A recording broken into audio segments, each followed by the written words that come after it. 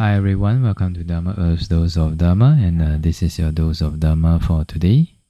Okay, so talking about disciples, okay, there's one quotation from the one of the later texts, which is what we call the Milinda Panha, which is the questions of King Milinda.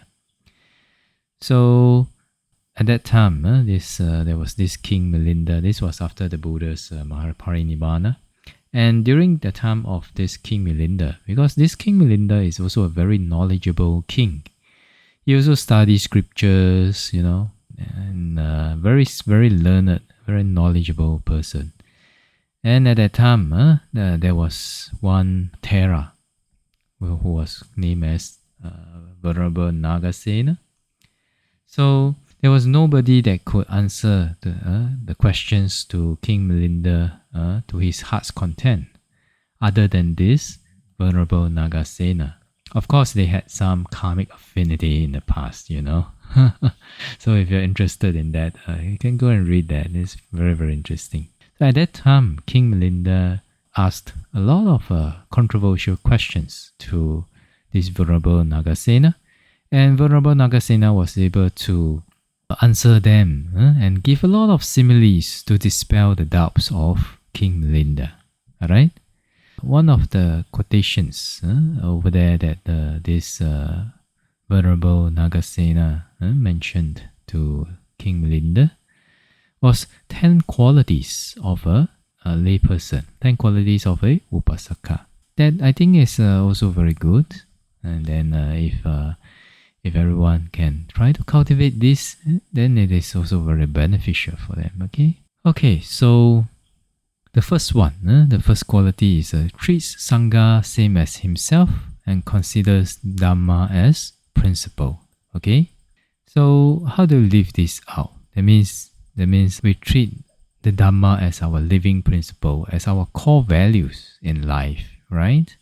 And when they see the Sangha, when this upasaka sees the Sangha, they'll treat the Sangha as same like himself. They'll think, oh, if I'm a monk, then, I also depend on alms food. So, how do I want to be treated as a monk? So he will treat them like he treats himself, like that.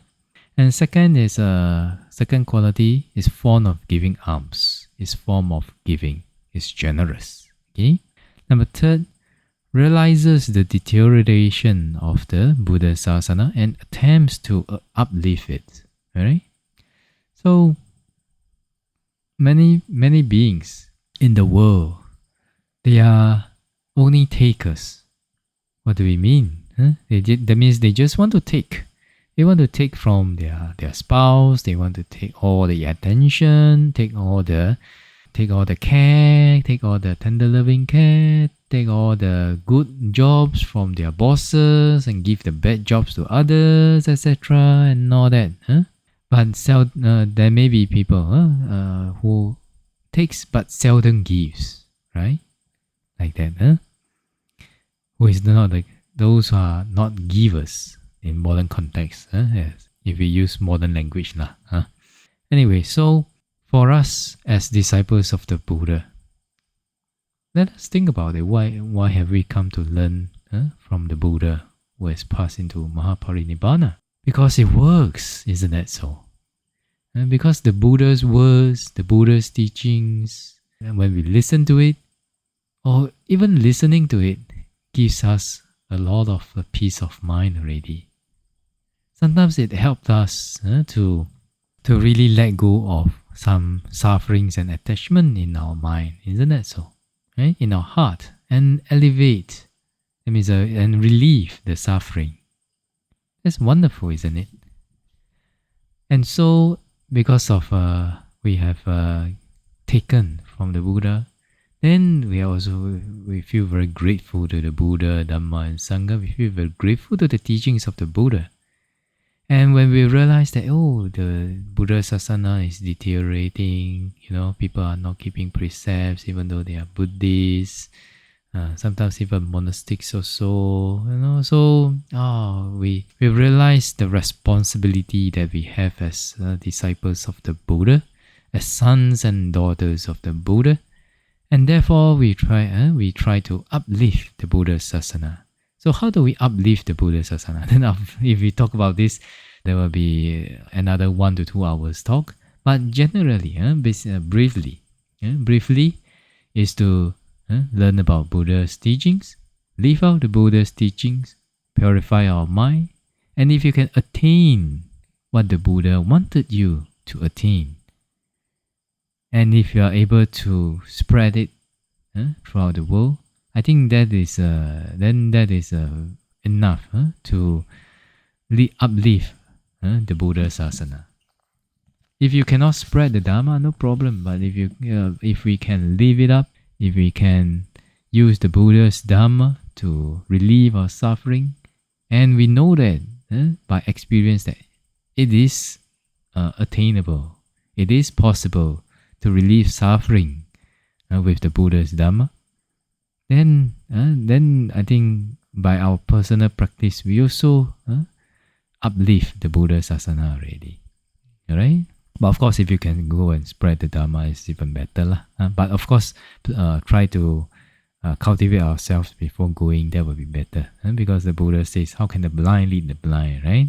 Like that. Okay, so this is the third quality. Number 4. Number 4th quality is has given up superstitious beliefs and has right view. Alright? And number 5, does not accept anyone other than the Buddha as his teacher, even at the cost of his life. Okay.